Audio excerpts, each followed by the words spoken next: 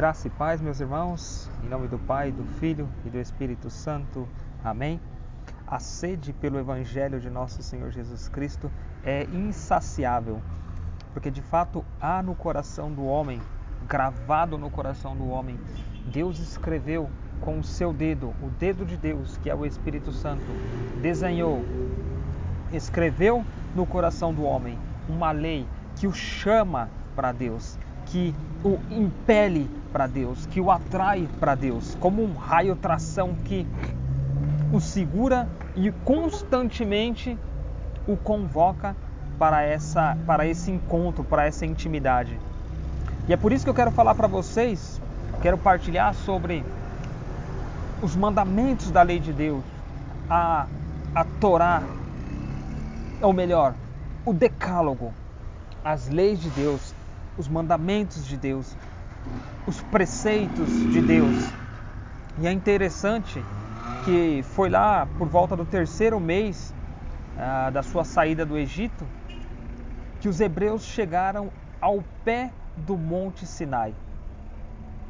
E ali foi entre relâmpagos, trovões, né?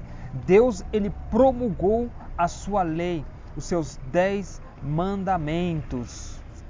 Ele escreveu em tábuas de pedra. E isso é o mais interessante, porque muitas vezes essa tábua de pedra é o meu e o seu coração. Mas Moisés, o intermediário, o intercessor, ele estava lá, no alto do monte. No alto do monte. Ele foi esse intermediário, ele teve essa intimidade para com Deus e queria transmitir para o povo, porque ele tinha uma sede. E eu vou transmitir essa sede dele para as palavras de hoje, dizendo: sede do anúncio do amor de Deus.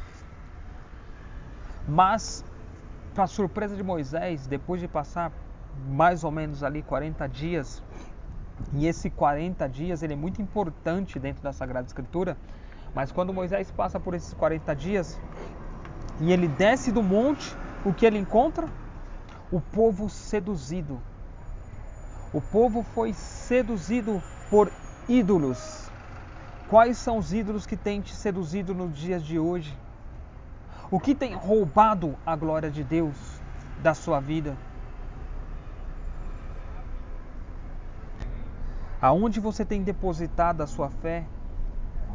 Ou para quem, ou para o que você tem prestado um culto de adoração, latria, adoração, um culto de adoração que deve ser prestado somente a Deus?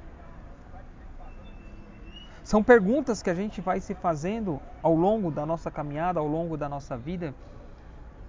E tantas coisas nós colocamos no lugar de Deus. E muitas vezes coisas que, entre aspas, até mesmo ilícitas, mas nós acabamos colocando ela no lugar de Deus. E aí ela acaba se tornando um ídolo que rouba a glória de Deus nas nossas vidas. Algumas vezes nós colocamos, de forma gritante, não se escandalize, mas algumas vezes nós colocamos a família no lugar de Deus.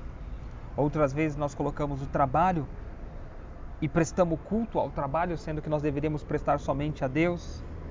Outras vezes nós colocamos nós mesmos, as nossas vontades, os nossos planos, os nossos sonhos, metas. E são coisas boas até mesmo.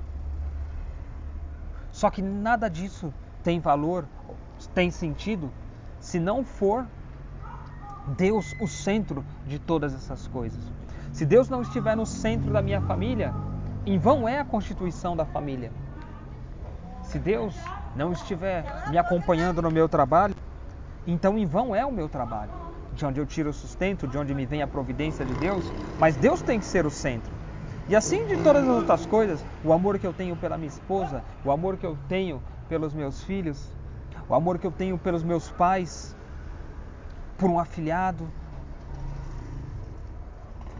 pela própria igreja. A igreja, ela não pode estar acima do Senhor. Ela é a esposa de Cristo. Ela é o corpo místico de Cristo, mas Cristo é a sua cabeça. Hierarquicamente falando, Cristo está acima. Então nós não podemos colocar nada no lugar de Deus. Não podemos prestar culto de latria, de adoração a nada e a ninguém, e nem a nós mesmos, mas somente ao nosso único Deus. E quando Moisés desceu, quando o intermediário, quando o ministro de Deus desce, ele encontra esse povo perdido. Perdido no relativismo, perdido no consumismo, perdido em seus vícios, perdido em suas lamentações, em suas frustrações do dia a dia, da sua caminhada, em toda aquela bagagem que você vem carregando desde a sua infância até os dias de hoje, talvez aquela falta de perdão, enfim, aquele ressentimento. Moisés encontrou o povo prestando culto a falsos deuses, a ídolos que roubam a glória de Deus. E naquele momento as tábuas foram quebradas. O povo foi exortado.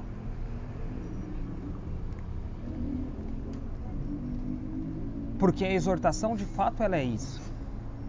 A exortação, ela te anima, ela te chama, ela te sacode, ela te dá um rebuliço. Mas é claro que um pai, quando quer corrigir o seu filho, ele vai corrigi-lo, e se for necessário, de uma forma mais enérgica.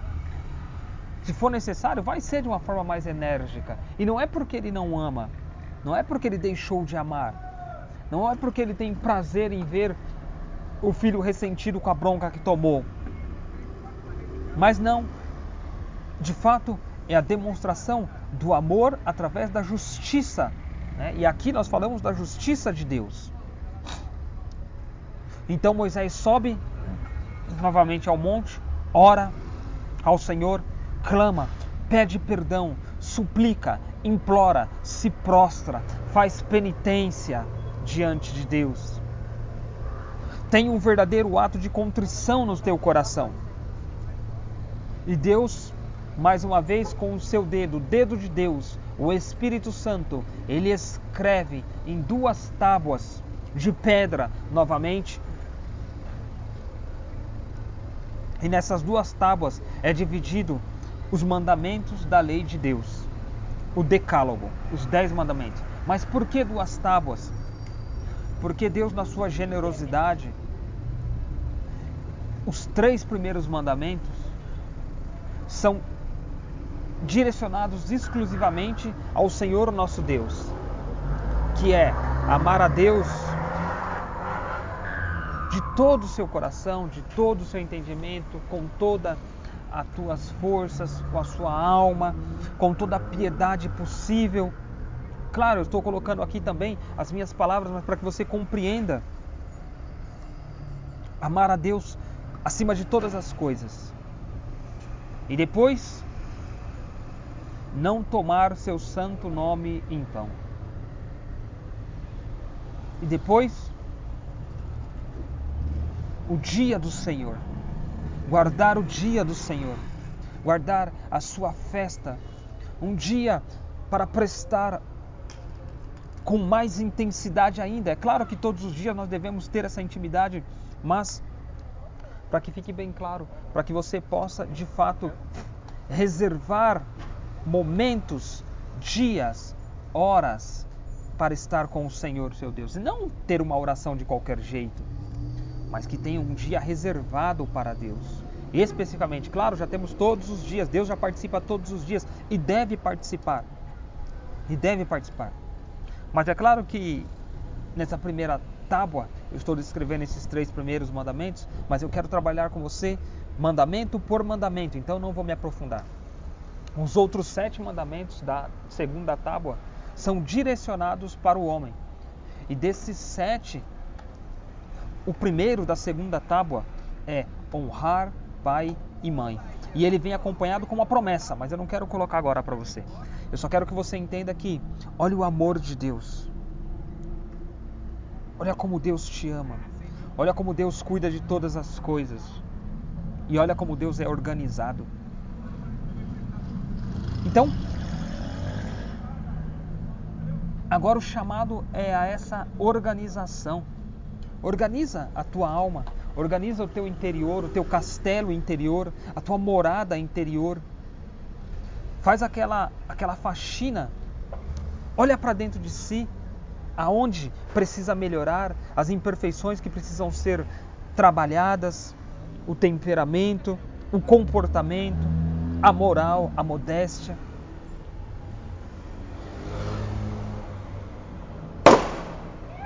Coloca-se diante de Deus e ora. Peça para que o Espírito Santo te ajude a administrar o teu castelo interior. Porque todo castelo interior, ele tem que ter o trono do rei, ele tem que ter o assento do rei, ele tem que ter o cálice, o manto, o anel, os aposentos do rei. Tem que estar totalmente preparado.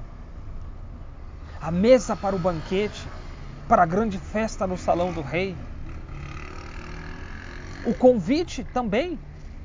É necessário ter espaço para os convidados do rei, da rainha mãe, dos seus ministros, de toda a sua corte. E é como que se eu pudesse até mesmo imaginar essa situação. E que beleza! E é nesta maravilha, fecha os teus olhos, contempla isso. É exatamente nessa contemplação, nessa meditação, nessa experiência de oração que o Senhor quer fazer no seu lar, na sua morada interior, no seu castelo interior. Então não tenha resistência, não faça resistência, melhor dizendo, mas permita de fato que seja o Senhor, pelo sopro de Deus, pelo hálito de Deus, pelo Espírito Santo, que Ele possa mover dentro de ti e organizar toda a tua alma. Que o Senhor te conceda a graça e a paz nessa experiência que nós vamos fazer de oração a partir de hoje. Deus te abençoe, em nome do Pai, do Filho e do Espírito Santo. Amém.